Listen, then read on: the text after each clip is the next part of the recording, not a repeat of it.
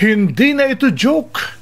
Ito ang pamagat ng editorial ng Philippine Star Ngayon, Opinion, na may petsang November 26, 2024. Ganito ang sinasaad sa kabuuan. Inihahanda na ng Department of Justice ang pagsasampa ng kaso laban kay Vice President Sara Duterte kaugnay sa sinabi nitong ipapapatay si President Ferdinand Marcos Jr., First Lady Lisa Marcos at House Speaker Martin Romualdez noong Sabado na inihayag ng live sa Facebook. Padadala na rin ng National Bureau of Investigation or NBI ng sabina si Sara at pagpapaliwanagin sa kanyang bantang pagpapatay. Sa press conference, sinabi ni Sara, may kinausap na ako na tao. Sinabi ko sa kanya, kapag pinatay ako, patayin mo si BBM, si Lisa Araneta at si Martin Romualdez. No joke. No joke. Nagbilin na ako, ma'am. Pag namatay ako, sabi ko, huwag ka tumigil hanggang hindi mo mapatay sila. And then he said yes. Noong Lunes ay tinapos na ni Marcos ang pananahimik makaraan ng pagbabanta ni Sara sa kanyang buhay. Sabi ni Marcos, nakakabahala ang mga pahayag na narinig natin nitong mga nakarang araw.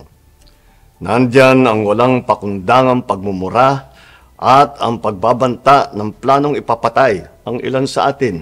Kung ganun na lang kadali ang pagplano sa pagpatay ng isang presidente, paano pa kaya ang mga pangkaraniwan na mamamayan?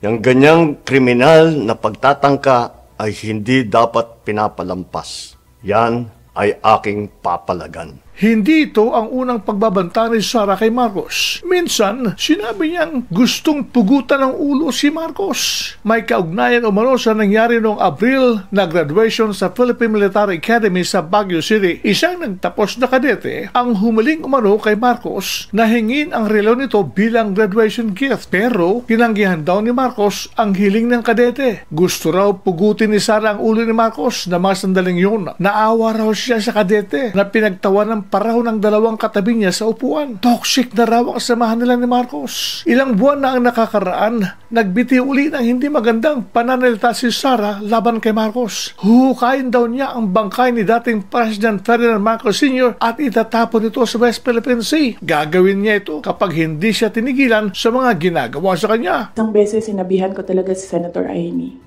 Sabi ko sa kanya, kung hindi kayo tumigil, huhukayin ko yung tatay ninyo. Itatapon ko siya sa West Philippine Sea. Sinabihan ko si Senator Amy.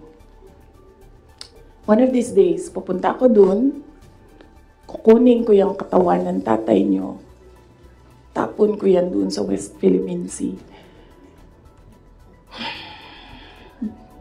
I don't think sumagot siya. Hindi ko maalala. Nandun pa yun sa group chat. Merong mga nakakita.